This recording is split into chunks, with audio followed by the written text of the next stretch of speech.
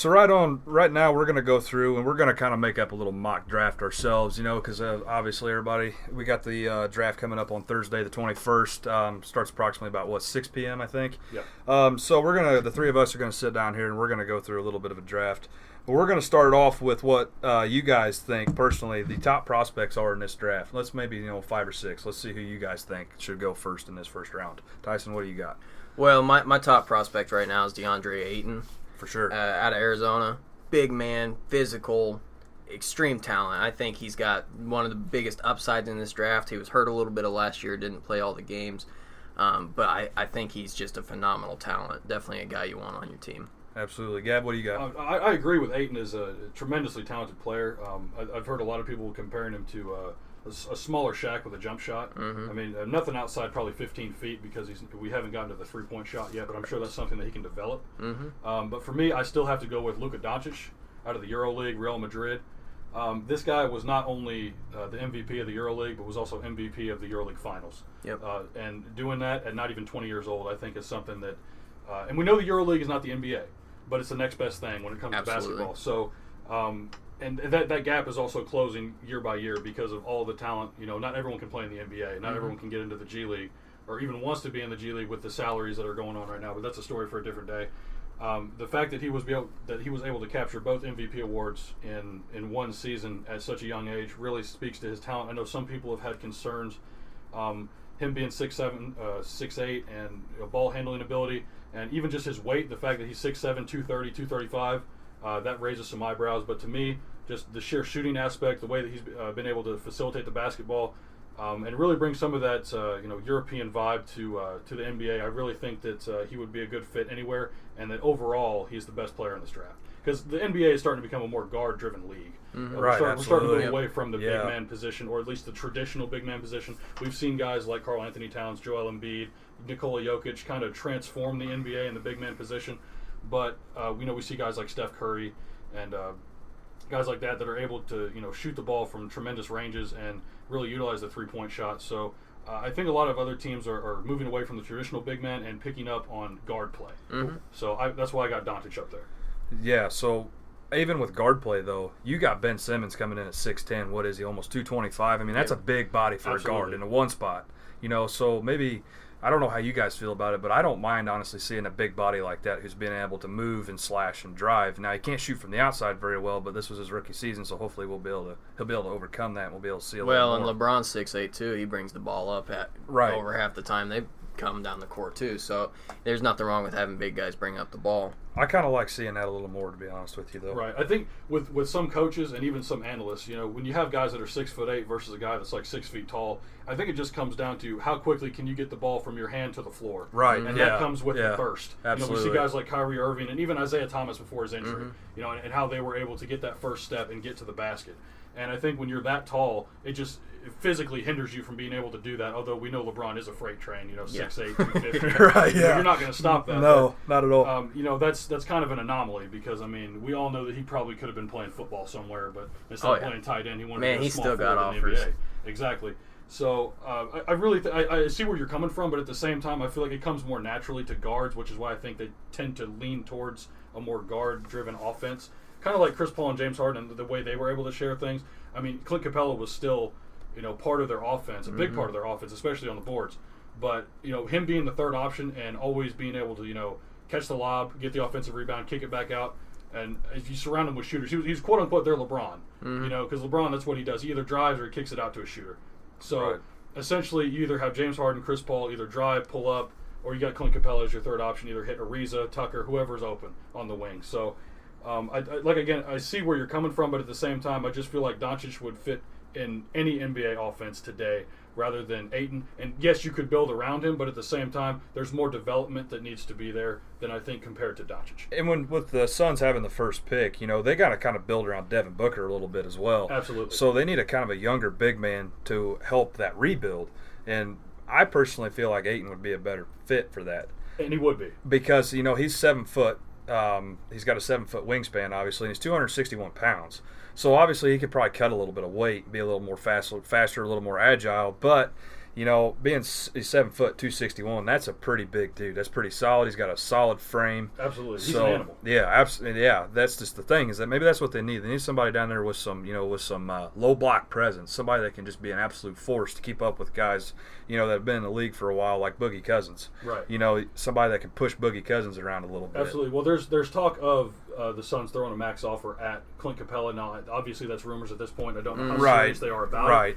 But with that said, that's where you come with the Doncic scenario and pairing him with Booker in the backcourt. That would be one of the scariest front courts, backcourt. Excuse me. And you could build around Luka as well too. And not saying they have to get Ayton and build around him. You could definitely build around Luka.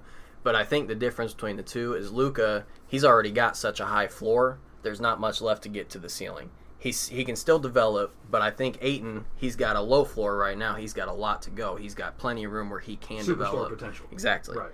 And I see that the Booker-Ayton duo would also be a scary thing. Oh, yeah. You can't go wrong if you're Phoenix in this situation. No. You really can't. Unless there's those people out there. There's a small percentage of people think Luka's going to be a bust. Mm-hmm. I don't see that with him. The confidence is there. The skill is there. 6'8" dude that can dribble the ball well. Absolutely. Chances he's not going to fail. Exactly. Just for some specs on Luka. Luka is 6'7", 220. Right. Yep. So I think they trimmed that down a little bit for the website because I think the official NBA had him at pushing 230 and 230. So I'm sure they probably bumped that up a little bit. Right. Absolutely. But one more thing that I want to add about the Suns situation is that their new head coach that they signed a few months ago, Igor Kokoskov, he was Doncic's head coach in the EuroLeague at one point. Right. So if there's a connection and he really enjoyed playing for his coach, why would he not go to his coach and say, "Hey, draft me"? Absolutely. But at the end of the day, it comes down to whatever Phoenix's front office wants to do. But you can't go wrong. I feel like Phoenix is going to work around Devin Booker, though. Absolutely. Because Devin Booker, I feel like, is going to have a little bit more say than what this head coach is going to have, which is kind of sad, but that's kind of how the NBA has kind of worked out in the past 4 or 5 years. Very well could. So I just feel like Devin Booker may have a little more say in it as well. Well, and he's the only player with superstar absolutely caliber he's their only potential superstar, right. that they have. Yeah. It's not that Phoenix is short on guards either. No. They need a big man. Tyson Chandler, he needs to go. Alex Len, not for the future. Tyson Chandler's been playing since we were kids. He was great at one point. He's still good, but... Yeah. I mean, he was great on the Knicks. He was great in Dallas when they made their championship run, but that was 7 years ago. Right. Yep. So, and he did win Defensive Player of the Year, I believe it was in, 2012, 2013, something like that. So I want to move on from Ayton and Luka. I kind of want to talk about Bagley and Porter Jr. Oh, for sure. Marvin Bagley, where do you guys think he's going to end up? Gav, we'll start with you. I got Bagley going third to the Hawks. Okay. I know a lot of people don't have that just because Bagley's a raw athlete and the basketball skill level really isn't at what it should be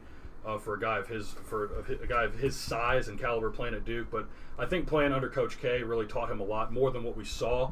I think that he just relied more of his raw talent than anything else rather than his basketball IQ. So I have him going there. A lot of people have him, the Hawks taking Jackson Jr. out of Michigan State. Yeah. Which he's arguably pound for pound probably the best defender in this draft. Yep. And I think that he's NBA ready. Not that I wouldn't like him on the Hawks, but I like the pairing of an athlete like Bagley with John Collins, an already athletic 5 who's pretty good around the rim. He had a decent rookie season too. Dennis Schroeder. Dennis Schroeder's hit and miss with me I don't think that he's the best. He can be really good when he wants to be. Exactly. I don't think he's the best facilitator of the offense, but when it comes to one-on-one scenarios, I think that he can take some guys off the dribble. Not the best of the best, but the average NBA point guard. He can compete with the rest of the league, though. So that's why I think Bagley would be a good option for him, being able to pair up with John Collins and have twin towers down low. Now Kent Bazemore's still there, not the same 3 that he was because Taurean Prince has taken over more minutes, which I expect him to take the next step. Right. But if they still want to go with a 3, which Jackson can guard, pretty much 1 through 4. Yep. Sometimes he can guard centers. It's hit and miss. I wouldn't trust him to do it in big games or late game situations. But if the Hawks definitely want to work on their defense, they could definitely take him. But I got him taking Bagley. For sure. Tyson, what about you? I've got Bagley up to second to the Kings. That's where I got Bagley at as well. I think he's just a tremendous talent. I think he's got too much potential, too much game-ready talent right now. He put up just about the best stats in the league, in the NCAA league this year, as far as an all-around player goes. So I just don't see the Kings passing on him. He'll go top 3 for sure, but I've got him going number 2. Absolutely. In my opinion, the only 2 players we heard about really all season until you got to March Madness, the only 2 players you heard about was Trae Young in Oklahoma and Bagley. Those are the only two players that I really ever heard about, but I also don't follow college basketball up until March. So, other than the Illini. Aiton's name was definitely out there, but he Right. was quiet on a Pac-12 team. Not the best basketball Right. conference. Exactly. Definitely top heavy. So, Yeah. if you have a guy that's that talented going to a mediocre conference, I mean, you're going to get inflated numbers. Mm-hmm. Which, not to say that it won't transfer to the NBA, but you don't get the full story. Right, Exactly. right, absolutely. One thing that I did want to add, though, real quick, is that, I mean, you guys have Bagley going to the Kings. The only reason that I have Bagley down a spot is because I have the Suns taking Doncic. So that means Ayton would obviously go to Sacramento. Right, exactly. Right. Yep. Even if Sacramento already has a couple big men lined up, you're not going to take the best player available. Honestly, it's Sacramento, so I wouldn't be surprised because they've made umpteen mistakes in the past. So it's like, again, it wouldn't surprise me, but you really can't go wrong with DeAndre Ayton. So that's why I got him at number 2. Let's get over to Michael Porter Jr. Where do you guys feel Michael Porter's going to end up at? Even though he spent a lot of the year on the bench hurt, so we got to keep that in mind as well. I have Michael Porter Jr. slipping down to 6. I know a lot of mock drafts out You there got him have going him to at Orlando. 4. Yeah, I've got him going down to Orlando to the Magic, sell a couple tickets for them. The Magic are kind of in a tight spot. They need just about everything.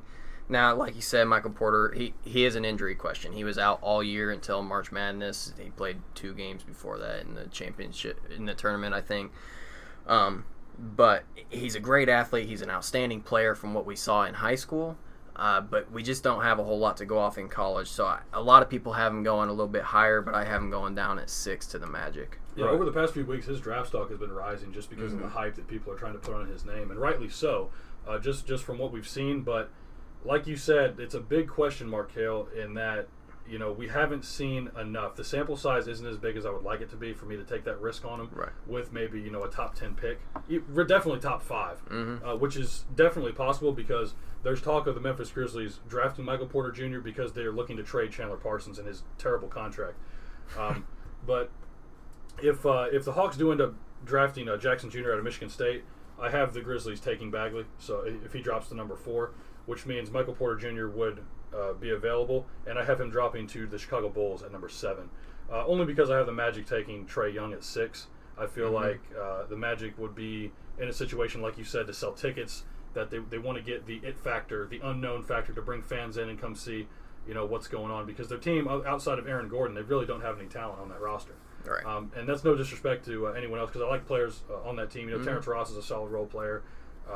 Jonathan Simmons a good role player. Evan Fournier is even a good scorer, but as a starter and him being your second best player, I think that you need to bring in something to really get your crowd into it, and just kind of retool, really rebuild, actually, because I have so many bad contract centers on this team with Vucevic, Biyombo. Right. Until they got rid of Serge Ibaka, he was their 3rd.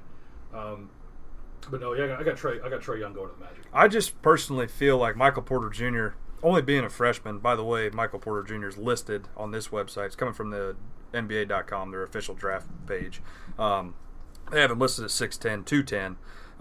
But personally, I don't really understand why he declared for the draft, other than obviously to follow his career and to make money. Obviously, I understand that, but only playing maybe a cumulative 5 to 10 games. He wanted to declare out of high school, right? But you got to play your college, so he didn't care if he played. Which they're looking to switch, but as of right now, that's the rule. Yeah. But he's only a freshman too, so I would have honestly liked to see him not declare for the draft and stay another year at Mizzou, basically, because I kind of want to see that matchup with the potential Samba Kane and Michael Porter Jr. at the bragging rights game this year. But that's just me. I just don't really understand that maneuver. But other than to chase chase that paycheck. His draft stock would have risen if he stayed another year. He would have been a top 3 for sure. Now there's top that he slips somewhere in the top 10. Maybe this is something that he thought about, that he didn't want to go to one of these lottery teams. Maybe he does slip out of the top 10 potentially. And, say he ends up going to the Sixers if he's available. I guarantee you, if he's available at number 10, the Sixers will scoop him up. Because they need a 3 as it is. I mean, no disrespect to Robert Covington,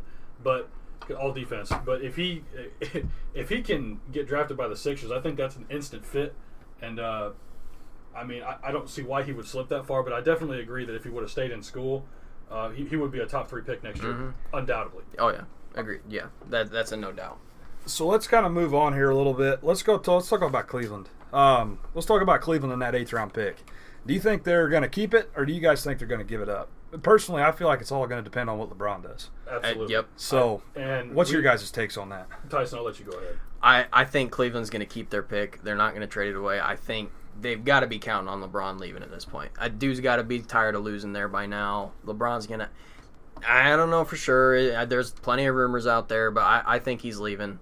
He'll find somewhere that's going to pay him just as much that he can actually win a championship. There's one big rumor going around that I heard on the Will Kane show a couple days ago that LeBron may end up in L.A. Basically because there's a report going around that the same high school I think Marvin Bagley Jr. went to, that LeBron's son's actually enrolled there, but they also said that the high school Scottie came out Pippen's son. in Scottie Pippen's son. Yes. That's it. That's who I was thinking of. Scottie Pippen's son, but the school came out and Also said, Kenyon Martin's son. There's three of them. okay. So there's a lot of talent coming, or a lot of talent potentially coming out of that high school in the next 4 to 5 years. But I heard that report saying that that's all just kind of like not true. So whether that's LeBron giving them guys a paycheck saying keep this quiet because I don't want this getting out, or whether it's actually not true at all. But also, LeBron's got a lot of real estate too in LA as well. He just purchased another And home last year. Yep. So he's kind of leading some clues in my head that he may actually end up maybe leaning toward LA. Especially with that report coming out that his son may potentially be enrolled in that high school out there. So that's just my take on it, Gav. What about you? I mean, I don't see why not. I definitely could see LeBron in the purple and gold. Along with actually talks of Kawhi Leonard. That's his preferred destination is the Lakers. Yeah. So that Imagine could that. happen. What happens with Lonzo Ball, though, if this happens? Well, I'm probably getting my cart ahead of the horse, but what happens to Lonzo Ball? I definitely think that he's going to have to be gone. Yeah, I do too. LeBron I do wants too. the riffraff of No. LeVar. No. So LeBron won't put up with that crap. Absolutely not. And Magic Johnson will do anything he can to get his hands on the king. Absolutely. So it's Magic Johnson's come out 5 times and tried to get LeBron out LeBron, there. Paul George. Every both chance of them. he gets a chance, he's out imagine there trying that. to get LeBron.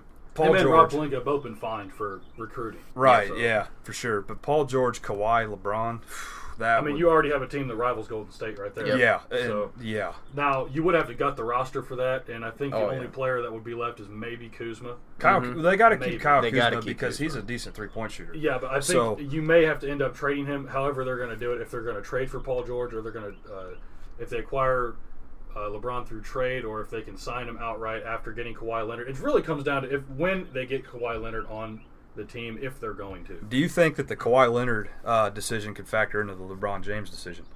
Who do you think is going to sign first? Do you think it's going to sign first? Do you think it's going to be Kawhi, or do you think it's going to be LeBron? It's going to be LeBron because the Spurs aren't going to deal him yet. Okay. Because he is under contract for another year. Oh, okay. And the Spurs are in no rush. They have until February, the trade deadline. LeBron's contract's up. He's looking to sign somewhere. But he does have a player option, which brings me back to the pick that they could potentially trade it, because if LeBron opts into his deal and he wants to go to Boston, well, now you can trade Gordon Hayward, the pick, and LeBron James to Boston, along with maybe a Marcus Morris, Marcus Smart, make the money work. Right. And now Cleveland's got a competitive roster. Right. So I say competitive in the Eastern Conference. There's not much in the East anyway. So exactly. I mean, you have and they were already competitive. Without LeBron, you have Boston and then everybody else, and possibly Toronto. Possibly, if they figure out what they got a lot of moves they got to make too. So, but yeah. I don't know, that LeBron and now Kawhi Leonard, that decision's gonna, or that transaction's gonna be fun to watch. But getting back to it real quick, if they have the 8th pick, I mean, you can get a quality NBA player with absolutely. I mean, we've seen guys go, Devin Booker, Donovan Mitchell go in the late lottery. So I mean, it's not like you can't find a good player. But again, it's all going to come down to what the Cavs and LeBron are going to do, where he wants to go, and if he's willing to communicate that with the front office, then we should have some things coming out within the next couple weeks. Right on. So we've kind of already touched on it, but I want to hear all of your guys' picks in order. We touched on the key players, but there may be a few that we're missing. So let's just go through, for a little bit here on your guys' actual mock drafts, not the top prospects. So I want to hear from Tyson. I'm going to kind of mediate when I hear a pick that I may or may not disagree with. So let's start with yours. Let's start with your 14. Well, I think we can agree the top 3. Ayton, Bagley, Doncic, whatever order you want to put that. So they're going to go somehow. Let's kind of move on down the line. We've already kind of touched on we'll start at a pick bit. 4. Suns, Kings, Hawks getting those top 3 guys.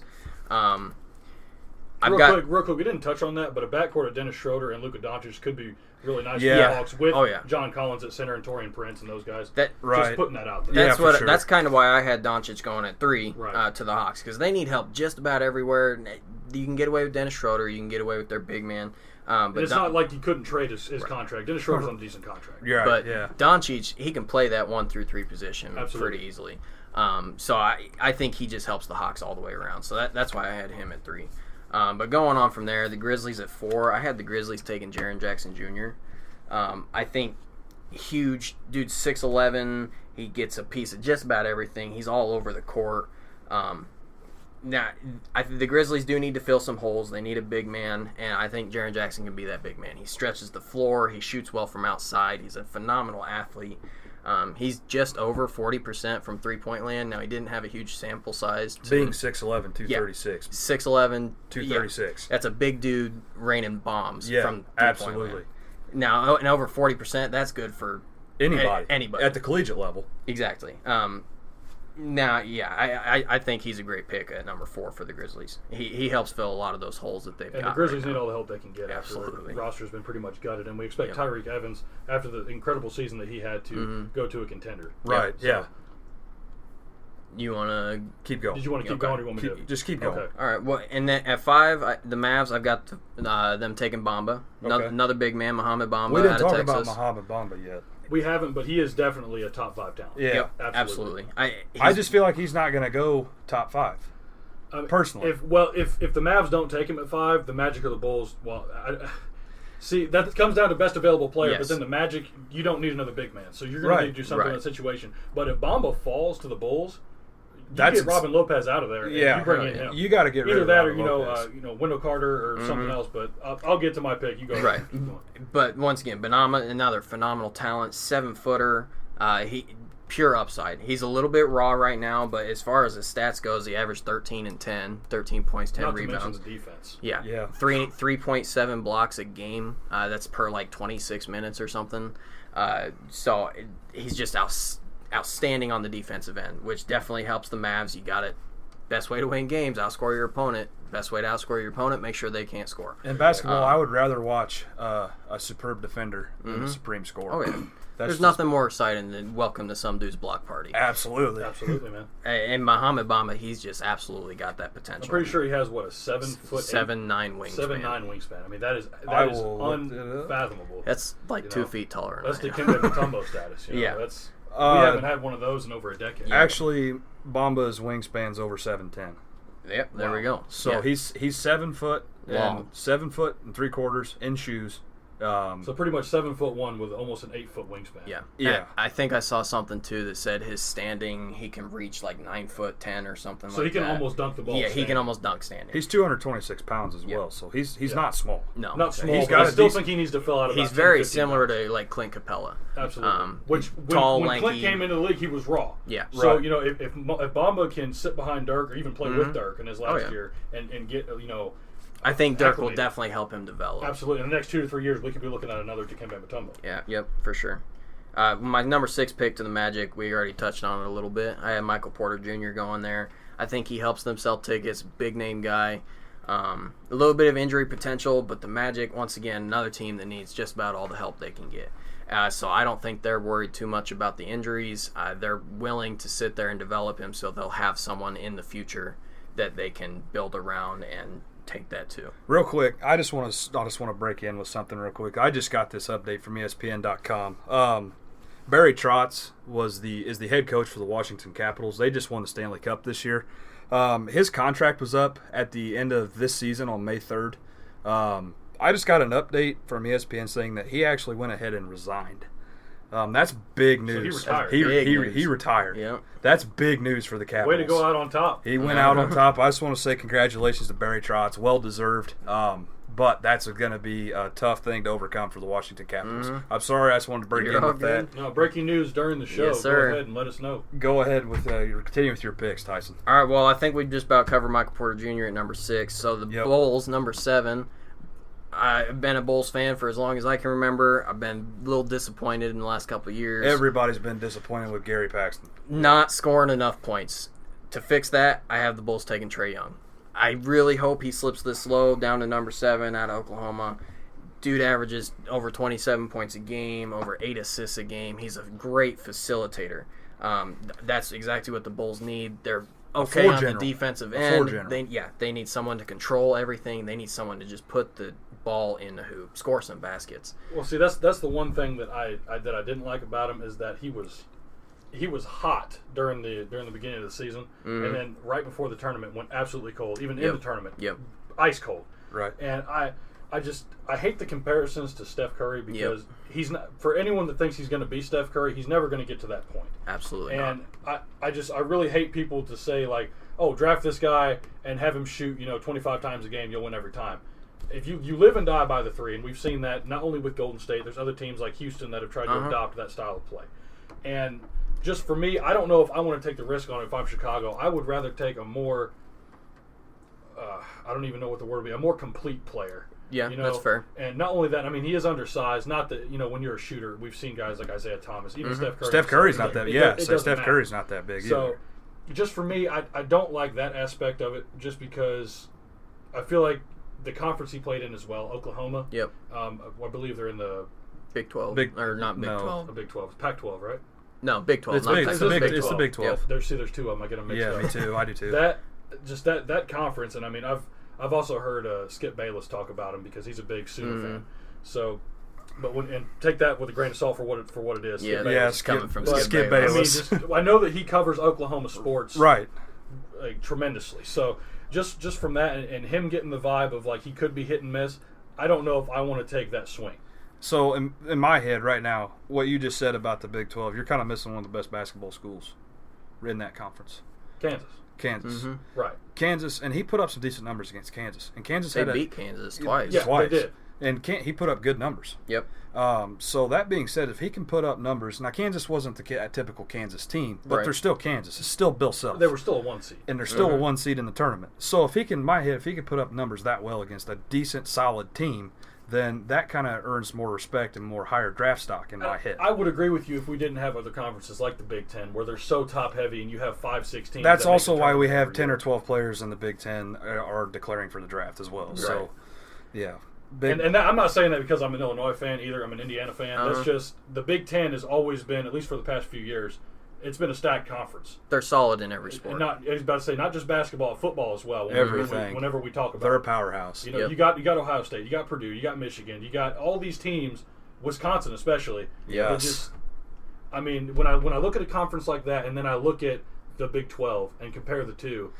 There's some validity to that. It's just that in my head I see his numbers against Kansas, and I just think, wow, okay, well, he's got to be halfway decent in order to be able to put up numbers like that. So absolutely, I just think in the NBA you have to be able to do more than just shoot the ball. He didn't play defense very well at Oklahoma, but he averaged like 8 assists a game. Yes, he did. But also, I'm thinking in that kind of situation, like I said, the Big 12 conference. Not that 8 assists isn't impressive. In the college game, 8 assists is top of the line.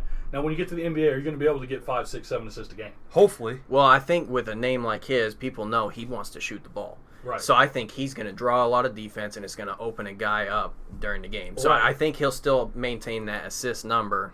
Even in a place like Orlando, where they don't have a lot of talent. Okay, maybe Orlando, not so much. But if he were to go somewhere... Like you said, if he goes to the Bulls, I could see that happening when you're dishing it to guys like Zach LaVine, Chris Dunn. Yeah, right. Exactly. Even Lowry marketing. Right, yeah, Lowry. I mean, Lowry's no joke either. He's a legit player. That's a good, solid pickup for the Bulls. But I think he just helps them stretch the floor, kind of open some guys up, and hopefully score some buckets for them. If you're drafting him for the sole purpose of stretching the floor, I couldn't agree more. Yeah. If you stick him and Lowry out there at the same time, and then you have to worry about Zach LaVine crashing the lane. Yeah. I mean, I think that you're fine. And Chris Dunn on defense is also a plus. Right, so absolutely. I'll go ahead and take that. Right. Like I said, I think the Bulls have had enough defense in years past. I think their problem right now is just scoring buckets. So we've worried about defense too much. Go get someone that can actually drive and score the ball or shoot if he needs to. At number 8, I've got the Cavs keeping their pick like we talked about. I've got the Cavs taking Wendell Carter Jr. If LeBron does decide to go elsewhere, I think he's a decent replacement for them. He played alongside Marvin Bagley. Don't hear his name as much, but he's a good player, all around great stats. Like he was over 40% from 3-point land as well. he averaged 13 and 9 with 2 blocks and 2 assists a game. So he's an all-around good player, good on defense. He gives them a little bit more room. He's got the size to go to the 4 position, the power forward, but ideally he can play the 3 if LeBron leaves. And that also is, keep in mind, that's if the Cavs keep that 8th round pick.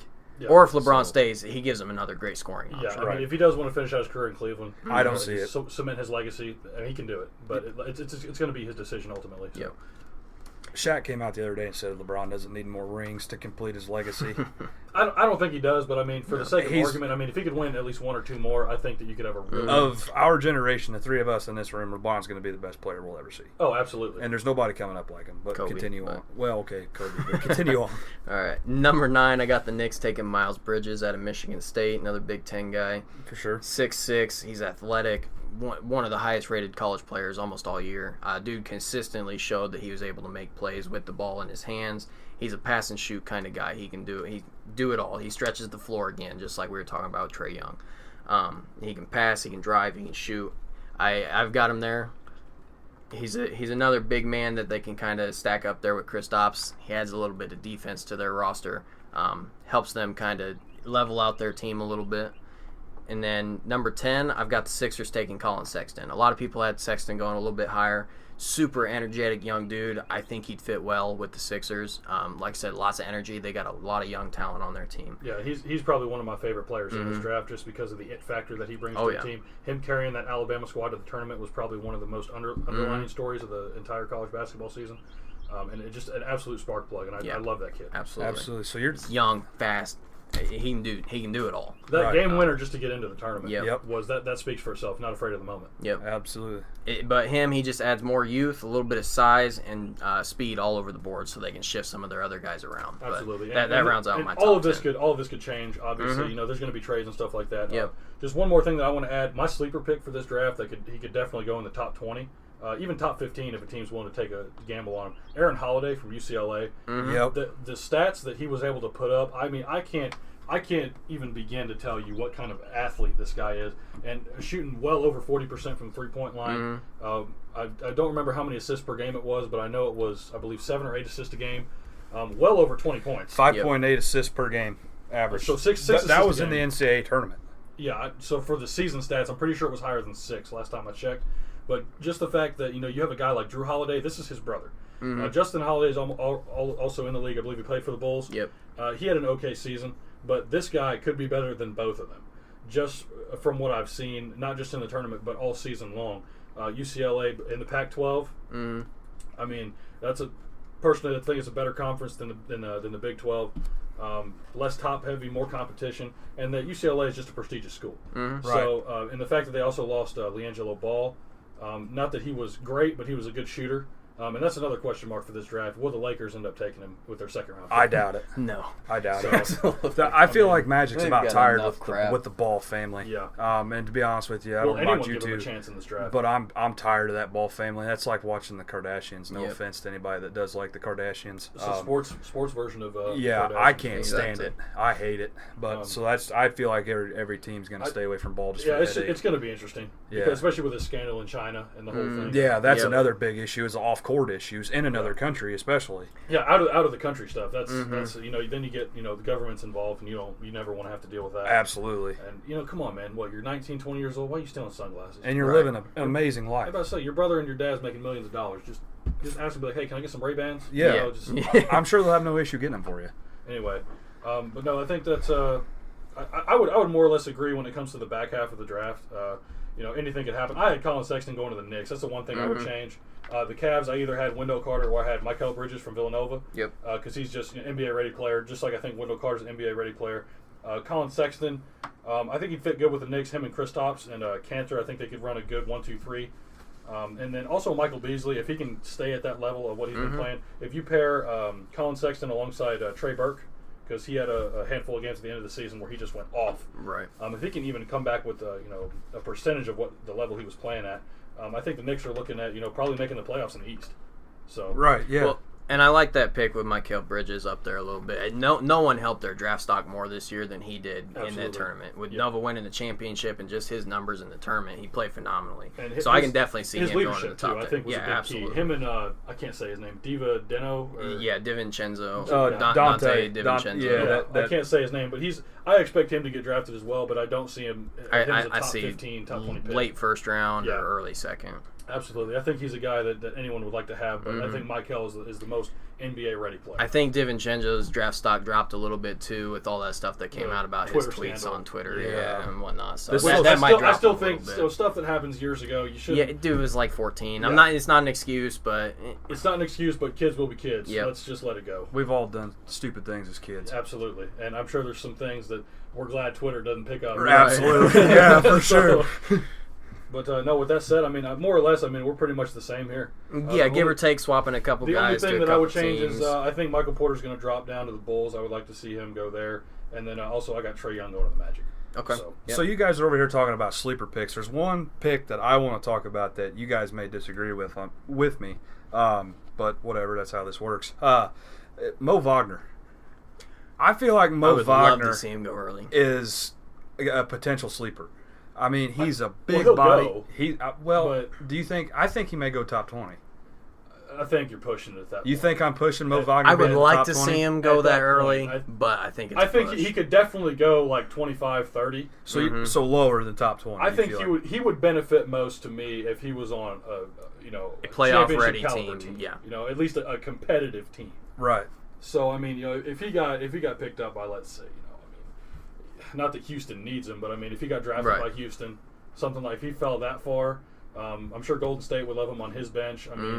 Because they don't have they got what's that? JaVale McGee. Yeah, he's not a bad 5 spot. I'm sure Boston would love to have him, but because they would bench Baines in a second to get. Oh yeah, Baines has no business being on that court. But that dude does. Al Horford, I think that'd be a good guy to learn from. Big Al. Oh, for sure. And he's got to be on a limited number of seasons here coming up. Big Al's getting up there in Absolutely. age, right? I think he's 32. Yeah, 32 so he's getting up there. One more sleeper pick before we switch topics here in this segment. I want to talk about the Raptors getting into the Kostas Antetokounmpo drills in a draft workout. That's who Masai Ujiri has been eyeballing. Our general manager. I say our general manager because I'm a Raptors fan. But I would love to have Kostas fill that 3 spot, and then we could maybe even move him to the 4 because he's not done growing. And then we already got OG Anunoby from last year. Hell of a rookie season for him. I felt like he should have been on all-rookie first team, but that's just me. I'm glad that he made a team. Mm-hmm. I think that 3 spot, if we can just get that solidified, I think the Raptors are in good shape, and maybe look to trade Kyle Lowry for a younger player. I was going to say, who's going to have to go? It's going to be Kyle Lowry, I think I would rather trade. Well, he's making more money than DeRozan right now. And that's you got to senseless. keep DeRozan. And that's DeRozan senseless. can also, well, it's only because the cap jump and that he signed his contract a year earlier. Yeah. Which, that Chris Paul and the Player Association is doing to raise the cap. Right. But with that said, I think that they need to trade Lowry. Not that I don't like him, but the fact that he's pretty much done growing as a player. He's going to be on the decline here very soon. He's at the end. He's only putting up like 12 points a game and like 8 assists or something like that. Yeah. Actually, I think this past year, I think he did put up 15. 15. But DeRozan's scoring also came down, but his assists came up. And I think that if he can get his... But DeRozan's got a lot more potential. He's only 28 years old. Mm-hmm. So he's definitely got room to grow. He's in he the can prime get of that his scoring career. back up. If he can learn how to shoot 3-pointers, I think we'll be in business because then we'll be able to space the floor more. Yep. Because we already saw Valanciunas take some 3-pointers this season. I'm pretty sure he shot over 30%. Yep. I've never seen... I'll tell you, the damnedest thing I've ever seen in my life was when I went to that Pacers game and he banged a 3. That was something special. But no, I just want to say, Kostas Antetokounmpo, he's probably going to be a sleeper pick. I hope that he falls to us because we definitely need some help. If he ends up going to Toronto, that's going to be a fun matchup to watch with Toronto and then Milwaukee. That's going to be fun. They'll play at least 3 times a year. Absolutely. I would love to see the brothers go at it. Yeah, for sure. I still think Greek Freak, his older brother, I still think he'll take him to town. Oh, absolutely. But it'd be fun to watch. Yeah.